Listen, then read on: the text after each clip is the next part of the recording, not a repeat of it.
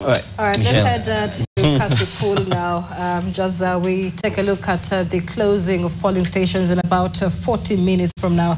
Our senior reporter and anchor Ben Kitili has been covering the situation there, where violence has been witnessed for the better part of the day, including the assault of Homa Bay Town MP Peter Kaluma. Now, as polls close, Ben Kitili spoke to agents and candidates from the Kasipul constituency by-election. Let's listen in to what they had to say. I also noticed that not a lot of young people specifically are coming out to cast their votes, just by my own personal observation. What's your take on that? Yeah, well, if you look at majority of the Gen Zs, those we are calling ourselves Gen Zs, majority of them didn't get their voters didn't register as voters before the past general election, and you know that process had been on hold till this year. Was it September? So you think, many of them still don't have that. They are large in numbers, yes, but they are not yet registered. So I think that has also led to us seeing maybe the few that registered before those who took part in the past election. Yeah. And we are hoping that maybe in the coming days we'll rally our youths to really take out the votes. What is your take on the security situation in Kasipul for the last 2 days? For the last 2 days, I can say it has been good, because we've seen even the CS himself was here, and he really promised us that, we will be well taken care of by the security.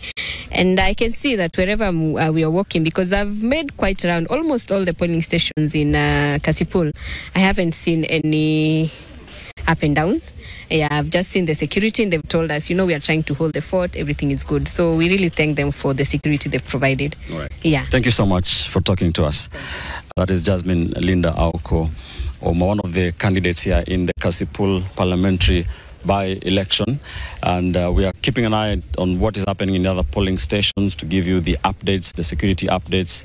A couple of hours ago, there was an altercation between the Homa Bay Town Member of Parliament, George Opondo Kaluma, and some members who he referred to as associates of independent candidate Philip Aroko, and he was injured in that altercation. He also claimed that his bodyguard lost his firearm.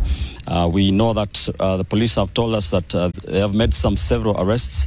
We know that 5 vehicles, Probox vehicles, have been arrested.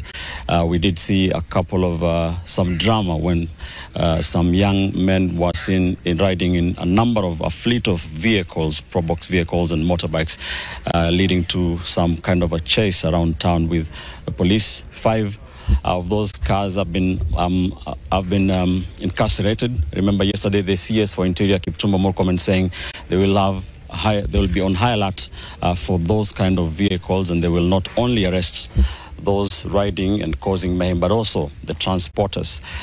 We are waiting for more updates on that. We also understand that a couple of vans have been apprehended by the police in the late Ongondo, whereas Homestead, not very far from here. We are also seeking to just try and go and find out more about that. The police have been very quick to react to any situation here. We saw during that altercation with the Homa Bay Town MP, the police were here in droves in less than 5 minutes. A bit of an assurance to the people here in Kasipul as they go about their voting process, which will be ending in about around 2 hours or so, that they are safe and there is peace and tranquility. We'll continue to keep an eye on things here as the voting process here in Kasipul draws to a close, giving way for the vote counting and the tallying and tabulation of results. Thank you so much. I've just casted my vote. The process is very, very efficient, and I love it. It has not taken time. The machines are actually working, so I'm happy.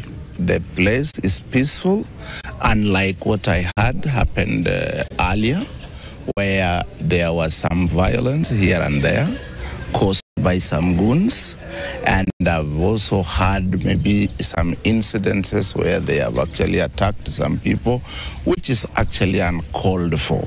As a constituency, we are a peaceful constituency, and we always wish to have a free, fair, and a peaceful process for the people of Kasipul constituency.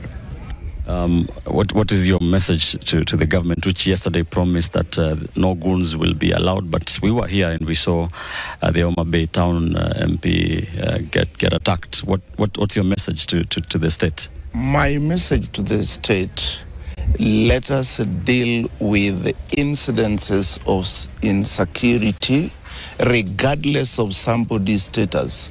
And I would actually urge the government to be firm and fair when dealing with cases of violence, because this country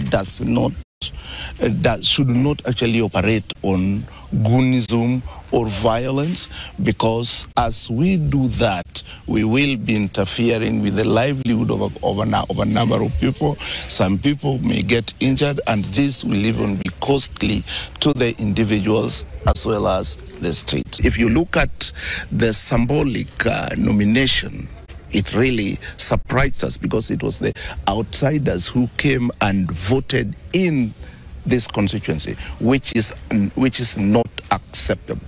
And I would want to say that I've been a member of parliament, and I'm actually the predecessor of the late, and I did even some by-elections within this constituency in wards and the rest, and they were all peaceful, and I would not actually behave the way we saw during our nomination process.